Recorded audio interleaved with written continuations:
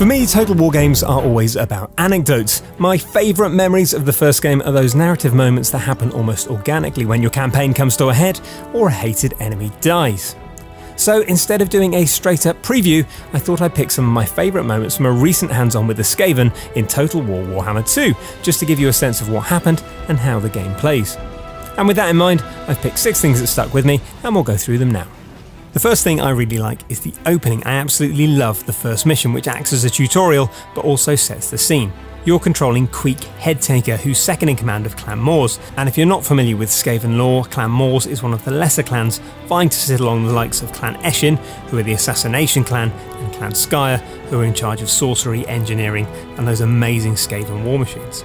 You're starting from a position of relative weakness then, which I actually think is a really good thing because it makes you want to fight harder and establish your position, scheme and do all those really Skaven-y things. This weakness is reflected in the opening battle because Queek really doesn't want to be there. You get a sense that you're on the far side of the world. It's a similar feeling to the one you get when you play Medieval 2 and you first discover the New World. The second thing I want to talk about is the battles. So as you'd expect, they feel very similar to play, but it looks amazing. Things like the maps are better, so they seem denser, there are more choke points and more openings for flash conflicts, and there's more interesting structures like hills, ziggurats, lakes, stuff like that. But the most important thing for me is the scale, so it feels much tighter, which makes your unit seem somehow more impressive. One of the slight problems with the first Warhammer game is that the maps were quite uniform and often quite flat, and the scale felt a little bit like it undermined the size of your biggest units. That's absolutely not the case here. Outside of the campaign, I did get the chance to play with some of the high tier units as well. Now unfortunately, my Doom wheel got crocked before I got it up to full speed, which is a bit of a shame, but I did have an amazing moment where my Hell Pit Abomination, which is essentially like a spawning mountain of teeth and flesh and bits, it's horrible, had a head-to-head with a Lizardman Bastillodon, which is a huge armoured dinosaur. I should mention as well, and I'm not 100% sure of it, but as you may have noticed in that previous clip, it looks like Creative Assembly has fixed the animations when 2 giant monsters fight. So previously, with units like giants and dragons, they kept the same animations irrespective of the size of the unit they were fighting against. So it kind of meant that giants would end up hitting each other on the feet with clubs, which didn't look great. It looks like it may have been fixed in the sequel, which is a minor thing, but a great tweak for realism, if that's the right word. My capture didn't make it, unfortunately, but the good news is that I was terrible, so I've spared myself the embarrassment of you seeing a Pyrrhic victory. The next thing I really like is just how much random stuff happens.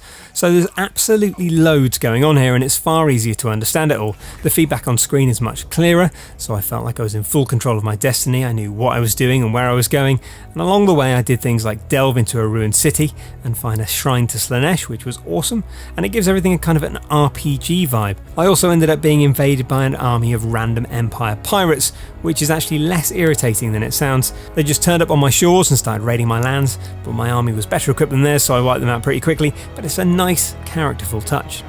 Next up, I want to quickly talk about how the campaign map has changed. So I absolutely love the battles of Total War, but the strategic map is where I feel the game comes alive.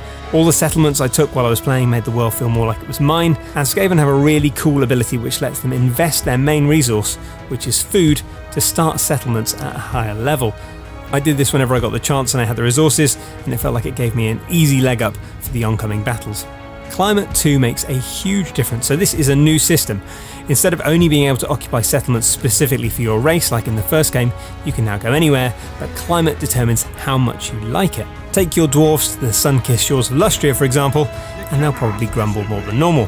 I will not forget this! Each race has 3 climates they like, 3 they're neutral to, and 4 that they actively dislike, and even then, you can still colonise those places, you'll just suffer penalties. It's a far more sandboxy game than the first one. Finally, about the campaign map, I want to quickly talk about Skaven corruption, which is an interesting touch as well. So unlike Chaos and Vampiric corruption, there's a downside to it. As corruption increases, your populace grow more unhappy, basically because Skaven ruin everything. The upside is that you can spawn clan rats in areas with high corruption using the Menace Below ability. I did this in one battle and it's really handy, especially for outflanking your enemies, and most of all, it feels really Skaven-y to see rats bursting from the ground behind your enemies. And on a similar note, I want to address a big question I had when I first saw the Skaven reveal. Do they feel Skaven-y? Well, yes and no.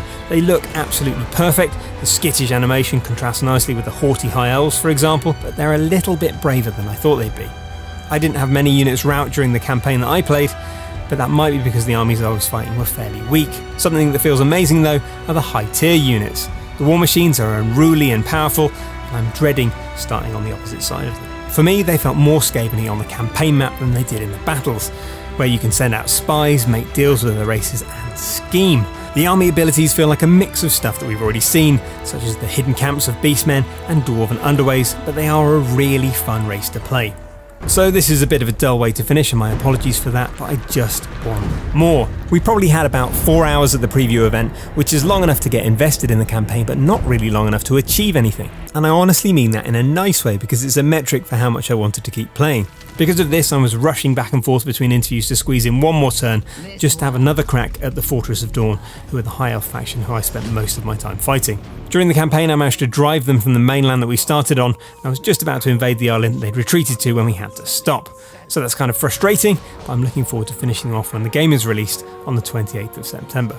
There's loads more to talk about that I didn't get to play, things like the Mega Campaign, which joins both maps together, the High Elf racial powers, which see them messing with other races' diplomacy from the safety of Ulthuan, and the Dark Elves, who send out massive black arcs to gather slaves and buff their armies. I'm speculating based purely on what I've played so far, but it looks like it's coming together really nicely, and I'm actually surprised at how much it's clicked. The core races of Warhammer 2 don't resonate with me in the same way as dwarfs, orcs and beastmen, and as a Warhammer fan, I probably care more about the old world than I do the new. But it's got the same draw as all the best Total Wars, and even after a short hands-on, I was drawn in by the scale and sweep of Warhammer 2. I didn't care where I was, as long as I got to kill some elves. Let me know in the comments below if you have specific questions, and I'll do my best to answer them, and subscribe now for loads more Total War videos when the game comes out next month.